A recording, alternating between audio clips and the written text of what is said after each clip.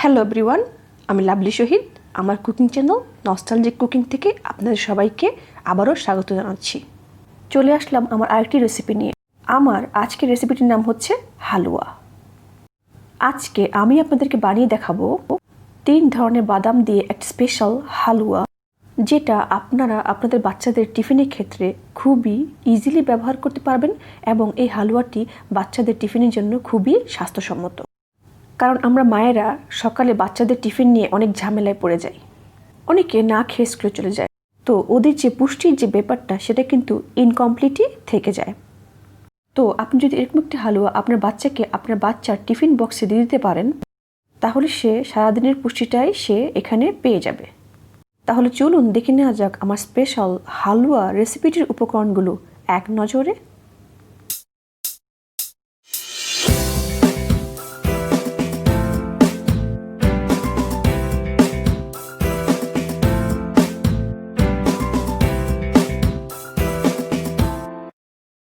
আমি এখানে 3 ধরনের বাদাম নিয়েছি কাজু বাদাম, নিয়েছি চীনা বাদাম এবং নিয়েছি কাঠবাদাম। প্রতিটি বাদাম আমি সমপরিমাণ নিয়েছি এবং প্রতিটি বাদাম আমি 250 গ্রাম পরিমাণ নিয়েছি। কাজু বাদাম এবং কাঠবাদাম আমি সামান্য পানি দিয়ে প্রায় 2 ঘন্টার মতো ভিজিয়ে রেখেছি। এতে করে এই যে বাদামের যে পেস্ট তৈরি করব তা করতে খুবই ইজি হবে। এরকম করে কাঠবাদামের খোসাগুলো সুন্দর করে ছাড়িয়ে নিতে হবে। তো আমি সবগুলো বাদামের খোসা ছাড়িয়ে নিচ্ছি। আর এখানে যে চীনা বাদাম আছে সেগুলো আমি আসলে ভিজাইনি, এগুলো আমি হালকা করে ভেজে নেব। আমি আগে ভেজানো বাদামগুলো ব্লেন্ড করে নিচ্ছি। এখানে আমি বলে নিচ্ছি, এই যে বাদাম যে ব্লেন্ড করব এতে আমি লিকুইড মিল্ক ব্যবহার করব। এখানে আমি ফুল ফ্যাট মিল্ক ব্যবহার করছি। দুধ প্রথমে জাল দিয়ে রুম টেম্পারেচারে এনে নিতে হবে এবং প্রতিবার আমি হাফ কাপের মতো দুধ ব্যবহার করেছি ব্লেন্ড করতে। যতক্ষণ না পর্যন্ত একটা ফাইন পেস্ট হবে ততক্ষণ পর্যন্ত ব্লেন্ডারে ব্লেন্ড করে নিতে হবে বাদাম। তো আমার অলরেডি ফাইন পেস্ট হয়ে গেছে। আমি একটি মিক্সিং বোলে নিয়ে নিচ্ছি বাদামের পেস্টটুকু। এরপর চলে যাচ্ছি দ্বিতীয় বাদাম ব্লেন্ডিংয়ে। নিয়েছি এখানে কাঠবাদাম এবং দিয়ে দিচ্ছি হাফ কাপ দুধ। যতক্ষণ না পর্যন্ত আমি একটি ফাইন পেস্ট পাচ্ছি অতক্ষণ আমি ব্লেন্ড করে নেব। হয়ে গেছে আমার দ্বিতীয় বাদাম ব্লেন্ডিং এবং নামিয়ে নিচ্ছি মিক্সিং বোলে। চলে যাচ্ছি চুলায়। আমি আগেই বলেছি চীনা বাদামগুলো আমি হালকা করে এখানে ভেজে নেব। এখানে ফুললি ভাজা যাবে না, অর্থাৎ 100% ভাজা যাবে না, জাস্ট 90% ভাজা হলেই নামিয়ে নিতে হবে। যে পর্যায়ে বাদামের খোসাগুলো অ্যাকচুয়ালি খুলে যায় সে পর্যায়ে। তো আমার বাদামের খোসাগুলো খুলতে শুরু করেছে। আমি এই পর্যায়ে চুলা অফ করে দিয়েছি এবং কিছুক্ষণ তাওয়ার মধ্যে রেখে দিচ্ছি। এতে করে বাদামের খোসাগুলো খুব ভালো করে কিন্তু ছিলে যাবে। ভাজা বাদামগুলো রুম টেম্পারেচারে এনে নিতে হবে।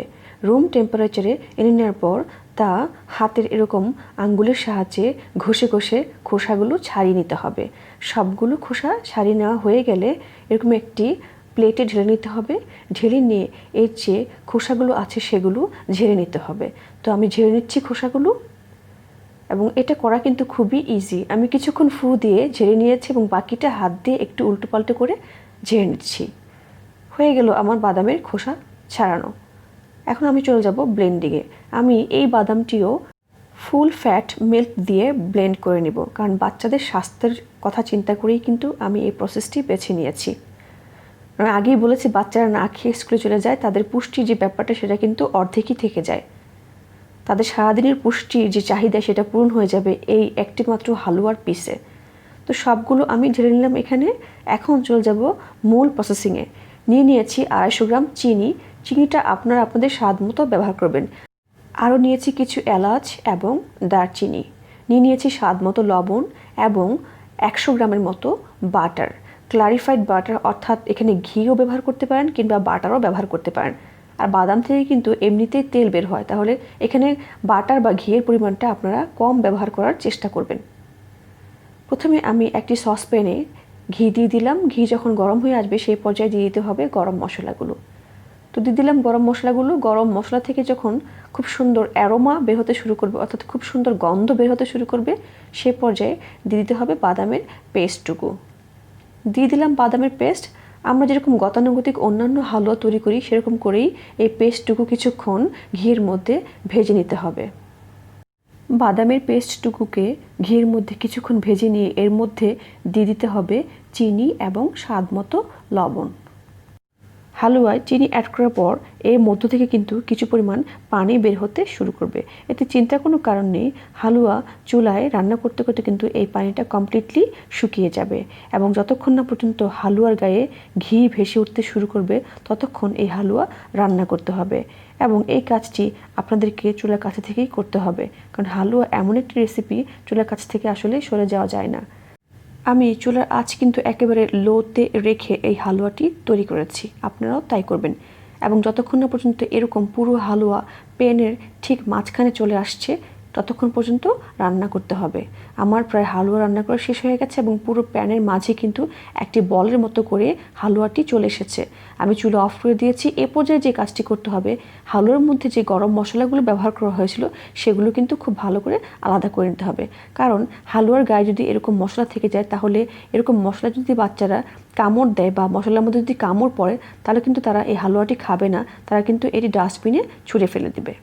আমি এখানে একটি চারকোনা ট্রেতে কিছু বাটার ব্রাশ করে নিয়েছি এবং হালুয়ার ডোটকুকে আমি এখন এর মধ্যে দিয়ে নেব এবং আমি আমার ইচ্ছে মতো শেপে হালুয়াগুলোকে কেটে নেব। আপনারা ইচ্ছে করলে এই হালুয়া 1 থেকে 2 মাস পর্যন্ত এয়ারটাইট বক্সে ভরে ফ্রিজে সংরক্ষণ করতে পারেন খুবই ইজিলি। আমি আজকে হালুয়াগুলোকে বরফির শেপে কেটে নেব, তাই এরকম করে চারকোনা বক্স নিয়েছি এবং হালুয়াটুকুকে ঠিক এরকম একটি শেপ দিয়ে নিয়েছি।